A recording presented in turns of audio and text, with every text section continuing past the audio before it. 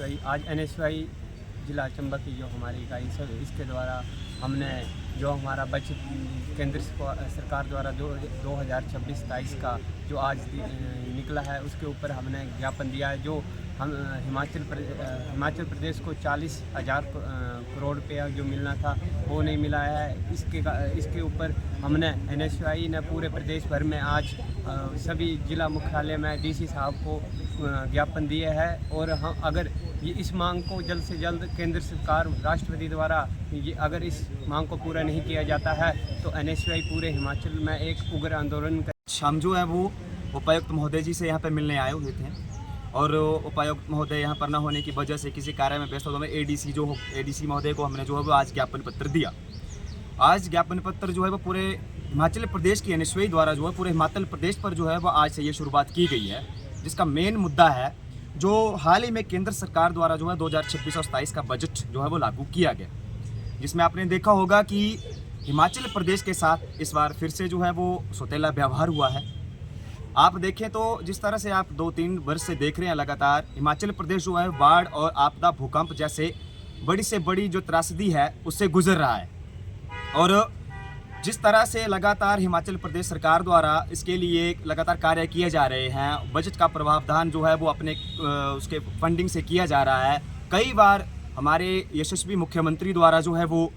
केंद्र सरकार से मांग रखी, कई बार बजट मांगा गया कि इतनी की ज़रूरत है, हिमाचल में इतनी त्रासदी हुई है, इतना कुछ हुआ है। वो सिर्फ एक झूठे वादे रहे,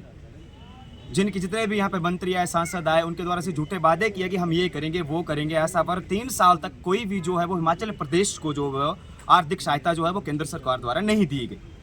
उसके उपरांत अब एक उम्मीद ये थी कि जो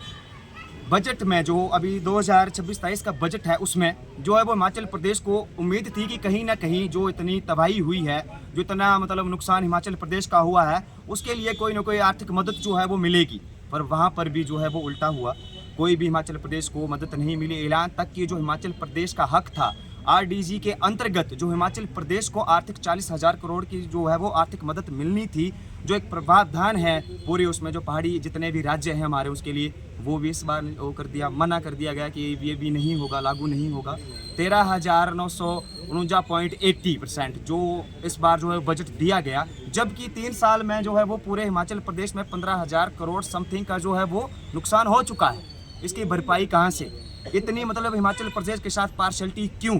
क्योंकि आप ये भी देखिए, अगर ऐसा है कि हिमाचल प्रदेश में अगर सरकार कांग्रेस की है तो केंद्र सरकार में जो हिमाचल प्रदेश की प्रमुख जनता ने जो सांसद बनाकर भेजे हैं, 4 के 4 सांसद, वो जो है वो BJP के हैं,